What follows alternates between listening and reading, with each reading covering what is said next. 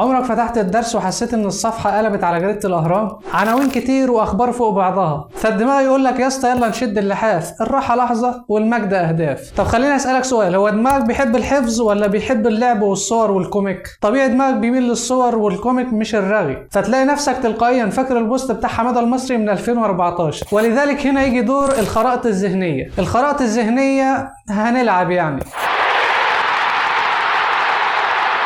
بس استنى قبل ما نبدأ اللعب، الخرائط مش رسم عشوائي او تلوين على الفاضي، عشان مش بنلون كراسة رسم هنا. امال هتعمل ايه؟ بص يا صديقي، هتحط عنوان الدرس في نص الورقة زي مثلا انواع الطاقة، بعد كده تطلع منه فروع حواليه زي الطاقة الحرارية والطاقة الكهربية والطاقة الضوئية واخيرا الطاقة الحركية، وهتكتب نبذة مختصرة تحت كل عنوان فرعي. مثلا تحت الطاقة الحرارية هنكتب حرارة وكهرباء، وهنا هنكتب تيار واجهزة، وهنا شمس ومصابيح، واخيرا هنا هنكتب حركة وسرعة. وبكده احنا طبعا عملنا خريطة ذهنية، ولما تيجي تبص على الورقة تلقائيا هتلاقي دماغك بيكمل الشرح لوحده، فساعتها تحس ان الدرس بيقولك انا لعبة سهلة والله، بس انت اللي كنت مكبرني. بس خد بالك ما تعملش خريطة قبل لما تفهم الدرس، علشان كده اولا الفهم اولا، وطبعا بعده الخريطة عشان تثبت الفهم. الخلاصة يا صديقي، لو بتذاكر او مش عايز تذاكر جرب الخرائط الذهنية، وقت اقل وحفظ اقل وفهم اكتر. واخيرا ما تنساش اللايك والفولو وشيرك تفيد غيرك،